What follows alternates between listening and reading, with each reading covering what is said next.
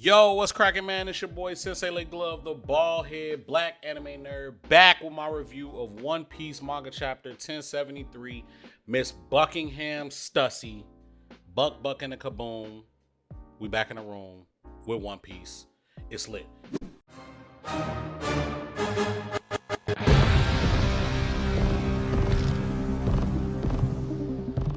So, the chapter starts off, and I must come in here and admit I was absolutely wrong, but we kind of saw it coming. The real fucking Miss Stucky is alive, and it is the person who is walking around with Weevil. Miss Buckin, I believe is what they said her name was when she was introduced a while back. It was like 800 and something, chapter 802. So yes, it is confirmed in this chapter that she is 100% the real Stussy. So there you have it. She's still alive. She knows she was, I think she knows she was cloned. I think where Oda could be going with this is a very interesting way, because obviously we know the introduction of clones has really thrown the community into a maelstrom of fucking theories and what ifs and what ain'ts and what could be's and things like that. So we're in a very interesting place where the clone aspect of One Piece, it could either be done really well or be overdone and kind of retcon a lot of what we already know. So I'm hoping that it doesn't do the retconning with just making everybody clones of somebody else, especially if those people are still existing, because then, you know, it becomes a lot of really convoluted with, okay, well, who knows that these people are clones? Is it just him? Like, how does he have that much power to keep that secret to himself? Things like that. And if other people do know, why has nothing been done about it? Why aren't they cloning certain people? Yada, yada, yada. But nevertheless, this still was an amazing chapter. The clone Stussy takes out Lucci, which we kind of saw that coming, because you got to take him out for this part of the arc anyway, because it's really not much that can happen now, especially with the revelation that Vegapunk has disappeared, which we can get into that a little bit later about what I actually think that means. But you got to take him out. So Stussy takes him out really quick. She has sea stone lipstick or lip gloss or whatever. That shit was fire. Like, what's crazy is we've always thought about, like, okay, who comes up with these sea stone weapons? Like, who's creating these weapons and making them out of sea stone? When we got to Wano, we understood that the slaves in Wano were able to make certain weapons out of sea stone and make chains out of sea stone and manipulate sea stone in certain ways. But I never even thought to think Vegapunk is probably doing the same thing. We also learned that Stussy's been infiltrated in the CP0 for 20 years. 20 years. And one of the six paths of Vegapunk says it wasn't supposed to go like that, but it ended up going that way. Which makes me wonder if Vegapunk or his six paths have actual control over the Stussy clone, or is the Stussy clone acting of her own fruition, but in line with what Vegapunk wants? Like, does the Stussy clone acknowledge Vegapunk as her creator? Like, is she self-aware? Like, these are so many questions that I have given the information that we got. But we had an interesting bout between Zoro and S-Hawk, which we knew was coming. You know, come on, man. Like, S-Hawk's black, you know, this point.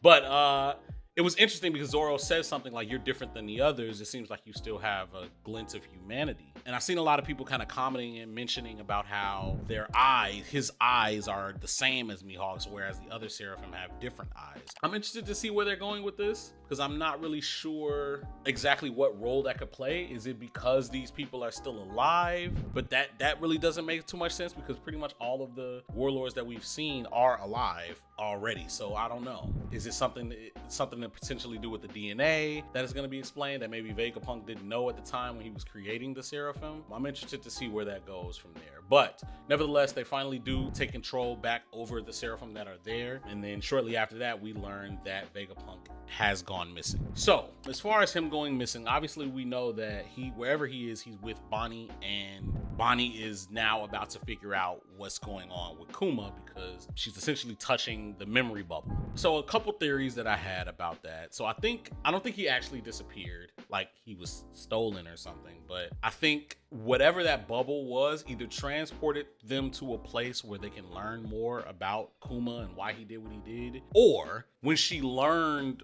what she needed to learn, she took him to a place because he's required to do something she needs him to do. So if anybody took him, it would be Bonnie, but I'd like to think that it was an involuntary taken, we don't like every time we are introduced to something about Kuma, we learn something new about his abilities. So it wouldn't surprise me that this bubble that is sitting here actually did transport them to a place. Given the properties of his devil fruit and what it could do, he could send people places. He could inflict pain by pulling pain out and letting someone else have a taste of it. He could send it places, or in pulling out his own memories, he could also like have the ability to, whoever accesses these memories will go to the place, to any place that they want. He does ask people that if you could go anywhere, where would you want to go? So I think that that's gonna play a bit of a role. And we move from there to go to Sphinx, which is Whitebeard's island. So we get caught up on Marco returning, and a kid is telling a story about what happened while he was gone. So apparently the Marines came in on some Nami shit, on some Nami's arc shit, on some Arlong shit, just trying to really strong arm them on that island for Whitebeard's treasure. And of course the kid, they trying to stand up to him, but these are Marines. And apparently, lo and behold, Weevil comes back and smacks the shit out of all of the Marines to protect his daddy's island. Very noble of him to do so, but in doing so, he brought about the wrath of Green Bull, which is kind of crazy because we just saw Green Bull get spooked off hockey.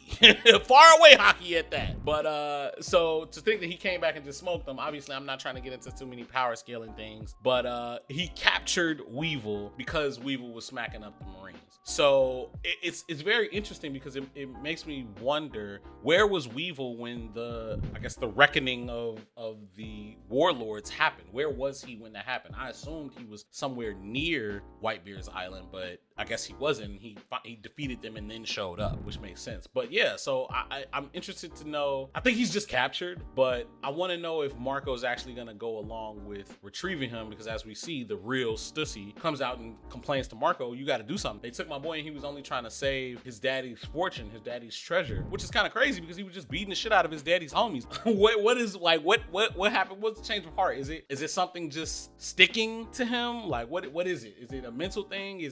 I don't know. But obviously a lot of theories have been coming out, even last chapter, about Edward Weevil being a clone of Whitebeard, or a failed clone of Whitebeard, so to say. And I'm 100% on board with that because it makes sense. Obviously, the real Stussy is trying to make a case that this is really, he has the blood of Whitebeard. This is really his son.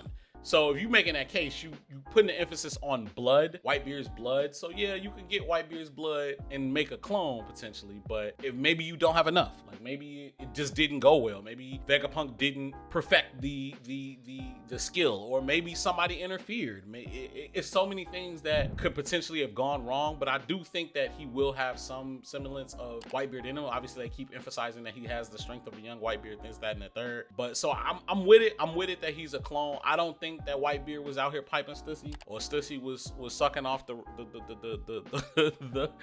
Rock's pirates like that, yo. I don't think that, but I'm definitely interested to see if Marco makes the decision to scoop him up, or to attempt to scoop him up. Obviously, we know how rescue arcs typically go in One Piece, so yeah, it should be something pretty interesting. What I think would be even more interesting is if, in pursuit of admirals and marines, the Cross Guild actually comes across wherever he's been taken, and then they recruit him. I think that would be amazing. So I got my fingers crossed that the Cross Guild is actually gonna scoop up Weevil and recruit him until Stussy comes back. But Stussy wants to go to Egghead and talk to Vegapunk to have him confirm that is actually a child, which obviously we know she can't do right now because he disappeared. But I think this is gonna play into a bigger role later on down the line. But the most exciting part of this chapter is not Stussy's reveal, not clone Stussy off in Lucci, not Zoro clashing with S-Hawk. But the most exciting thing is that we have finally gotten some legitimate movement from the Gorosei. One of the Gorosei, St. J. Garcia Saturn, folks with the dreads, fat folks with the dreads that look like a bear, has been moving. He's on the ship with Kizaru on his way to Egghead right now. Right fucking now. Like, are you kidding me? Are you kidding me, bro? Oh my God. And his name, so like, does this confirm that all the Gorosei are actually Celestials? Like, whatever the Celestial Dragons are, like he put Saint in front of his name. So like, is he actually a Celestial? I thought he was just a nigga that worked for them. But he's actually a Celestial himself. So Celestials can actually be strong, like outside of like Doflamingo. Like, Dofi was really the only one that was like him for real.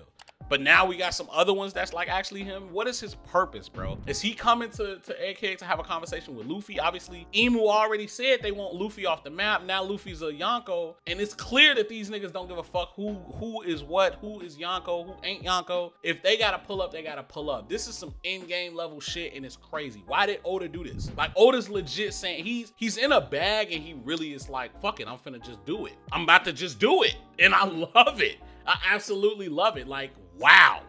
Saint J. Garcia Saturn. And not only that, the name Saturn, what is going on with all of these planets in this solar system shit? He can't be an ancient weapon because they already know what the ancient weapons are and who they are. But are they trying to connect this moon shit with planets? Like, are they all named after other planets? Is that just a little nod that Oda's throwing in there to throw us off? Like, he's good with the misdirection. I don't know, man. But I'm so hyped to figure out what's about to happen. I can't wait to see what goes down. Like, maybe we get a glimpse into not only the Gorosei power, but even Emu's power to figure out how he knows and sees all and how he can do things in areas that he's not in. Like, this is just so lit, man.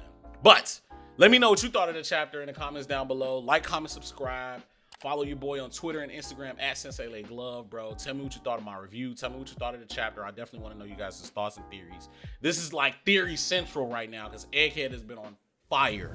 Legit fire. I can't fucking wait. I know we got a break next week, but I'm hyped. I'm fucking hyped, man. This is a great chapter, man. Honestly, all these chapters have been smoking fire as hell, like off the Richter scale, legit. So fuck with your boy. Other than that, Sensei Glove out.